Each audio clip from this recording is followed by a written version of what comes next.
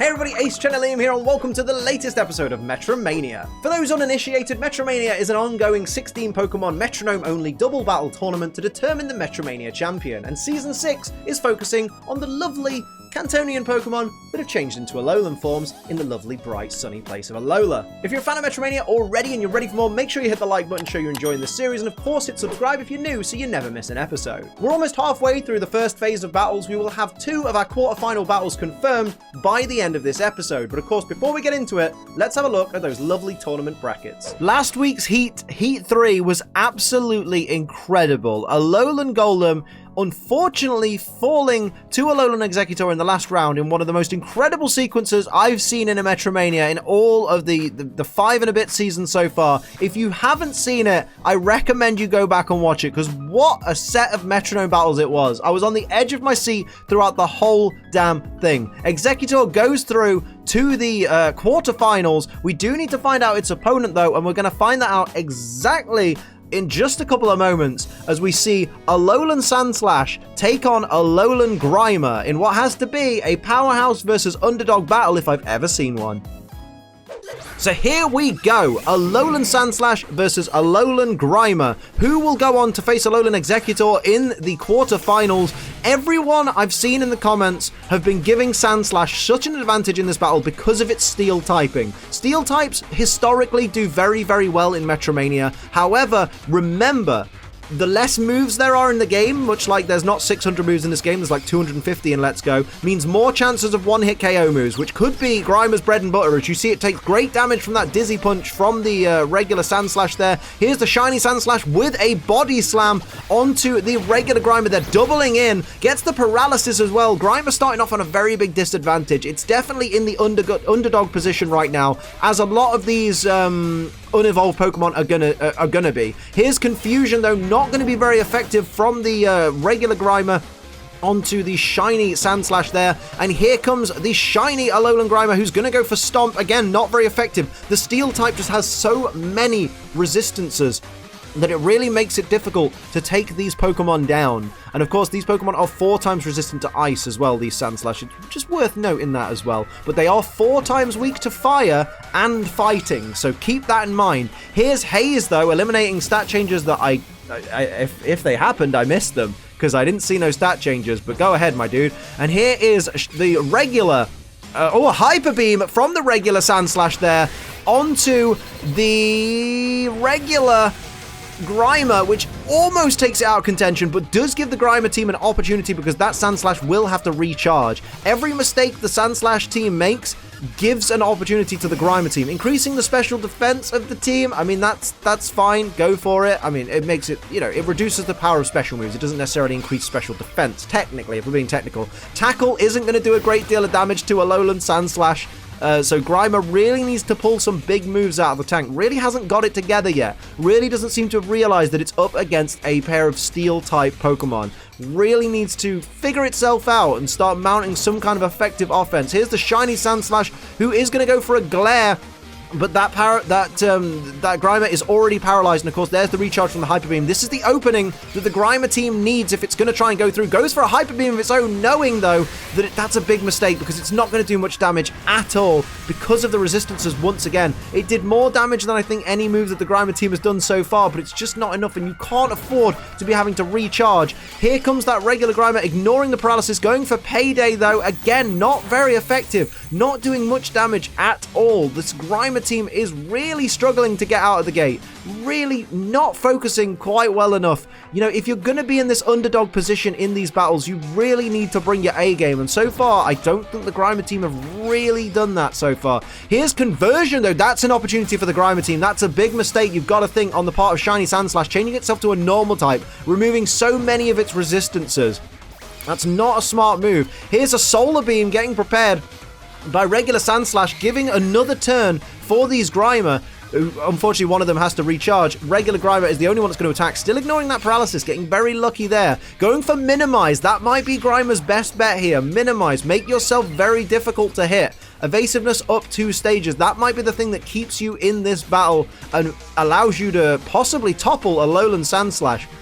Ideally, they need a one-hit KO move or something to take down one of these Sandslash, just to take the pressure off a little bit. Shiny Sandslash is going to go for a Crab Hammer, and it is going to hit that regular Grimer and take it out of contention, so the evasiveness, unfortunately, didn't help it out. And here comes a Solar Beam, which will be not very effective on the Poison-type Alolan Grimer. That Shiny Grimer is going to eat up that Solar Beam, not really worry about it at all, but it definitely needs a miracle right now if it wants to gain the first point in this Metronome battle. It gears up to go for Pound, and that's just not going to help you at all. Not very effective hit. The Sandslash team absolutely has the advantage right now. They're really in the driver's seat. They know what they're doing, they know what they're capable of, and they know what moves they're capable of taking. Here comes the shiny Sandslash. It's prepared, it's ready, it goes for rest. It really doesn't even care to fight the Grimer right now because it knows that its partner, the regular Sandslash, can just take out Grimer all by itself probably. So it's going to put itself to sleep for a couple of turns. If I was the Grimer right now, I'd be trying my best to capitalize on this. Ice Punch coming out, that is going to be Stab. Massive damage there from that same type attack bonus Ice Punch from the regular Sandslash there. Grimer goes for Sleep Powder, tries to put the wrong Sandslash to sleep. It could have given itself an opening there with that Sleep Powder, but unfortunately fails to do so. We know Shiny Sandslash is going to be asleep this turn once again. So that's an opportunity again for Grimer if it can just pull something out from up its sleeve. Strength comes out from that Sandslash, taking out Grimer, and it's going to go to the second round with Sandslash leading by 1 point to 0 points on the side of Alolan Grimer. Alolan Grimer needs a miracle. This is much like watching Rattata versus Raticate. Alolan Grimer needs to take advantage of every single opportunity. Every time these Sandslash make a mistake, Grimer needs to be there putting the pressure on and taking them out. Maybe focus on one Sandslash at a time and really put that pressure on one of them. Here comes a Fury attack. It is avoided by Shiny Grimer, and here comes Shiny Sandslash, who's ready for the next move of this round, who's going to go for Bone Meringue, which is super effective, but avoided again. Very lucky by Shiny Grimer, avoiding these attacks. Wow, and here comes the Stomp, which is not very effective from regular Grimer. Absolutely the opposite of what I was referring to in terms of taking opportunities. And here comes the Shiny Grimer, who is going to go for Meditate. So it's going to increase its attack stat by 1 stage, which may work in its favor if it gets something like a Fire Punch or a high jump kick, but I guess we'll see as this battle progresses. I really feel for the Grimer team because they just look happy to be here, don't they? But they're just not taking the opportunities that they need to be taking. Shiny Sandslash is going to go for Glare and paralyze one of these Grimer. Which one will it be? It's going to be the Shiny Grimer who sits paralyzed in this battle, much like its partner in the previous battle. And here comes the regular Sandslash, who's going to fire off an Egg Bomb, which should do significant damage. Wow, massive damage there to that regular Grimer, almost half of its entire HP. It is going to retaliate with a Razor Leaf, which is going to be resisted thanks to that Steel typing. Not much damage at all to either of these Sandslash. Not very effective. What will Grimer do here? The Shiny Grimer is going to go for a Sonic Boom. Now, that's a good move because that's a guaranteed 20 hit points of damage. That's a smart play right there by the Shiny Grimer. As we see, everybody's preparing now. Everybody's getting ready, preparing their metronome. Liam, past Liam, if you could actually focus and hit the buttons when you need to. I know you've been doing this for a while, and I know you're busy, but can you just please, thank you. And here we see regular Sandslash, who is going to go for a takedown, avoided by Grimer. They're getting very lucky with this evasion right now. Very, very lucky. And here's Shiny Sandslash, who's going to go for Fire Spin. That's the kind of move that Grimer should be using, really. The Fire Spin, it's not going to do much damage to Shiny Grimer, but it is going to do a bit of damage at the end of each turn to that Grimer, slowly wearing it away. Here's a Double Edge. I like your attitude. I like your spunk right there, but it's just not enough. Remember, it's not very effective. If you're going to use big power moves like that, especially ones with recoil, make it something like Submission. Here's Supersonic, though, avoided by Shiny Sandslash. Again, I like the idea. Confuse the Sandslash. Let them take themselves out. Not a bad shout there. Just unfortunately not able to put it into practice was the Grimer team. So now Grimer is in such a difficult position. Shiny Sandslash getting ready once again. I get worried every time these Sandslash get ready. Goes for a Meditate of its own. Going to increase its own attack stat, which does not bode well for either of the Grimer right here, as the regular Sandslash is looking to follow up.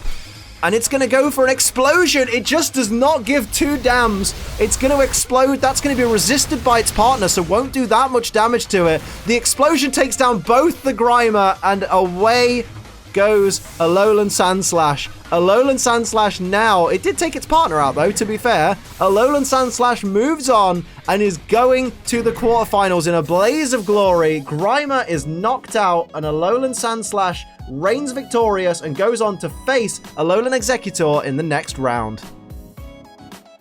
Now, as you probably know, or you've seen in the comments of many Metromania videos, Steel types tend to do really, really well in this kind of series. Like, in this kind of tournament, Steel types have so many resistances that it's really difficult, especially with the unpredictability of the Metronome, to mount a great deal of offense against them. I mean, with Sandslash, really, your ideal thing is to go for a high jump kick, a double kick, or something like that. Some fighting type move that will absolutely cripple them. But unfortunately, Grimer couldn't quite find that secret kind of combination of moves that it needed to be able to take down Sandslash. Although saying that, Grimer did last a hell of a lot longer than I thought it would. Like, this episode is much longer than I expected it to be. I expected it to be a little bit more like Rattata versus Raticate. But of course, sadly, it just wasn't to be. So long, Grimer. Sandslash moves on to face Alolan Exeggutor in the next round. And if we see Sandslash hit Alolan Exeggutor with an Ice-type move, I think it's sayonara.